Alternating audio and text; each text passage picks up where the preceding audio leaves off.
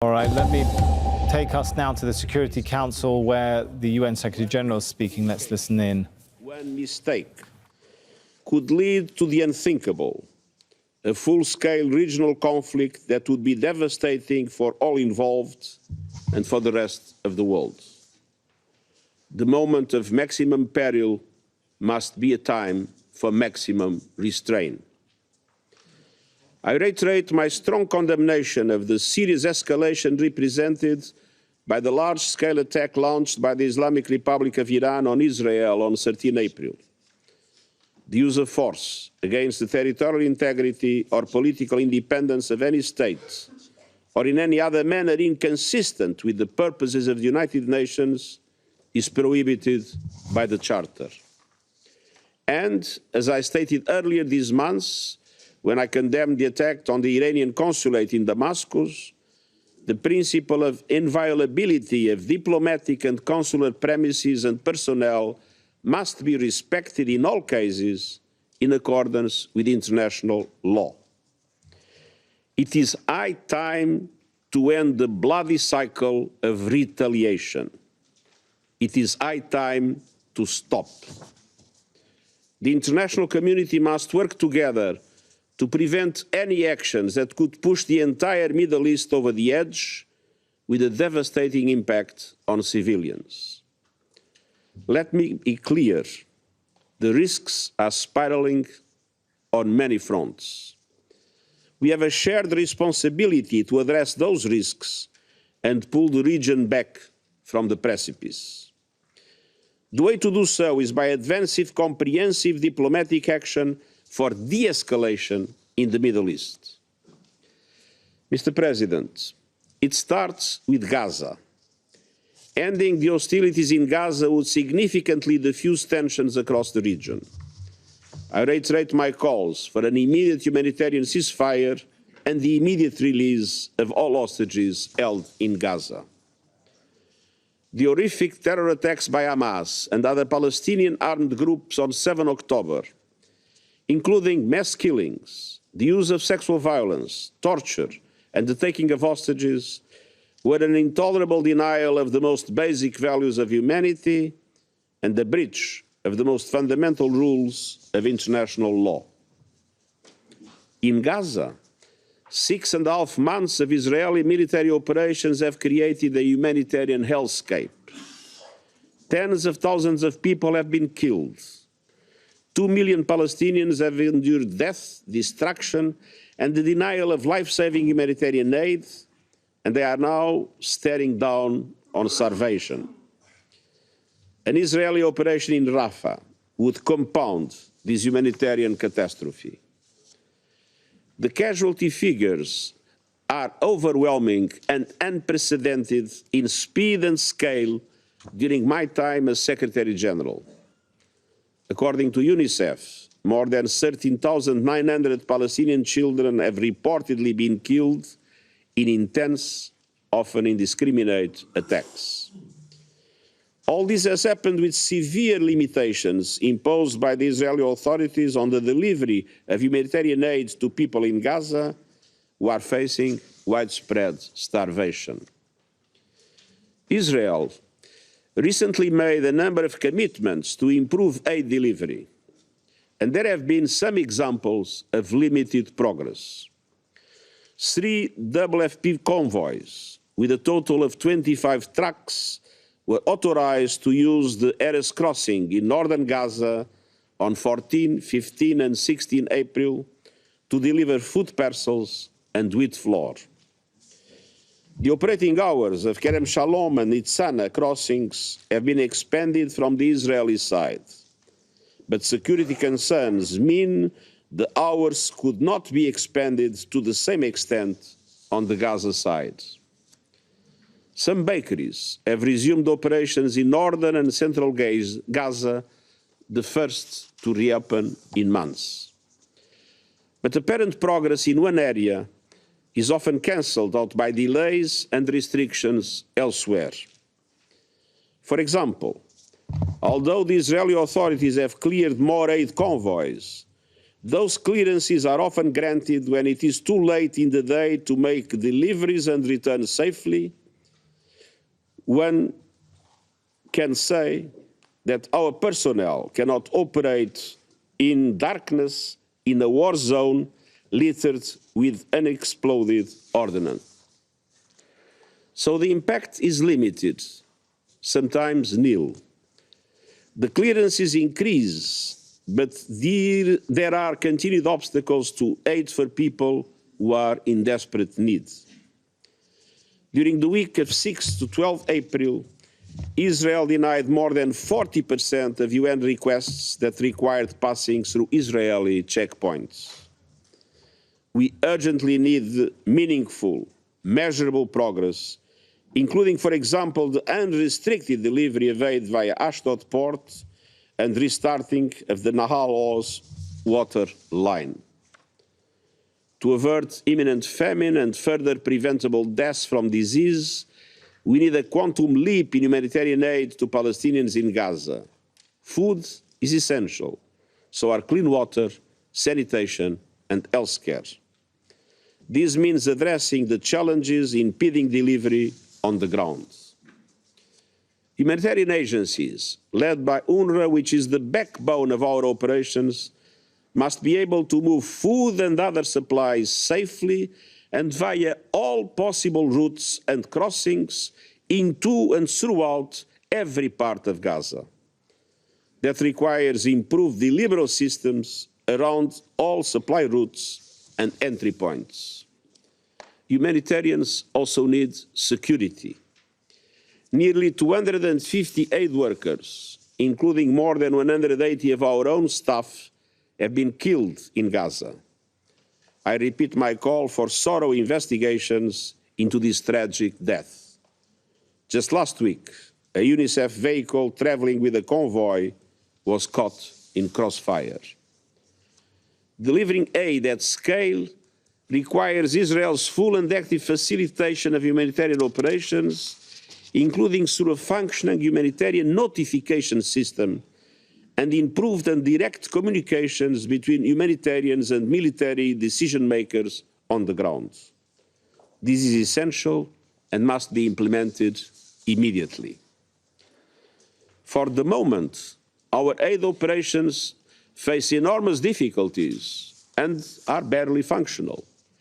They cannot operate in an organized, systematic way. They can only seize opportunities to deliver aid whenever and wherever possible.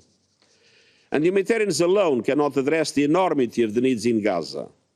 The private sector is critical. Increasing commercial traffic is essential. What is needed is clear.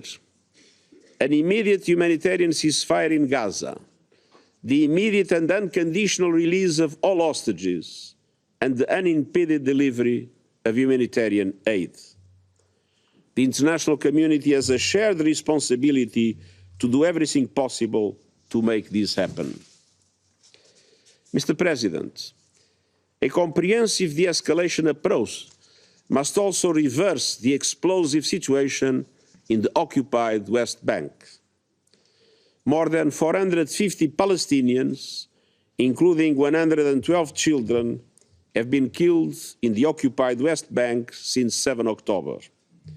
The majority by Israeli forces in the course of their operations and in exchanges between Israeli forces and armed Palestinians. Others were killed by armed Israeli settlers, sometimes in the presence of Israeli security forces who reportedly stood by and did nothing to prevent these killings. Last year saw the highest number of such attacks and incidents of violence and intimidation against Palestinian communities since the United Nations began recording them in 2006. 17 Israelis, including one child, have also been killed in the occupied West Bank and Israel since 7 October. In addition to these numbers, the reported killing of a 14-year-old Israeli boy over the weekend set off another wave of armed settler attacks against at least 37 Palestinian villages in the occupied West Bank.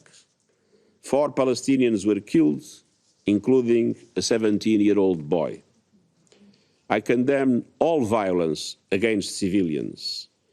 I urge Israel to make immediate steps to end the unprecedented levels of settler violence and to hold accountable those who have perpetrated such attacks.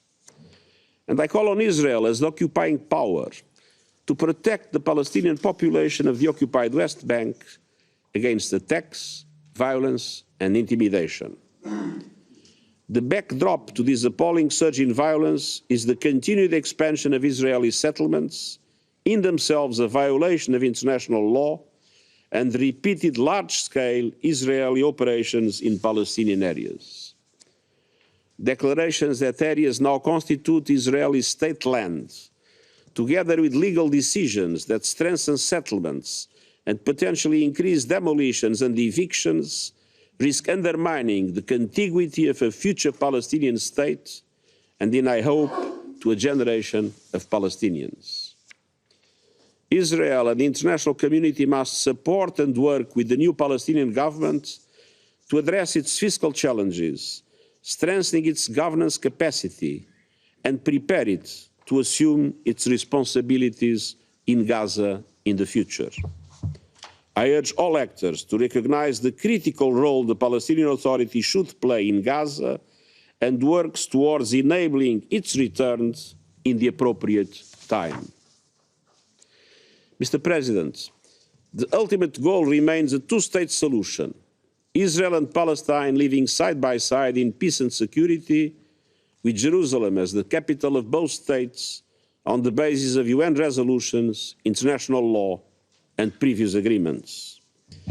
That means an end to the occupation and the establishment of a fully independent, democratic, contiguous, viable and sovereign Palestinian state with Gaza as an integral part. The international community has a responsibility and a moral obligation to help make this happen.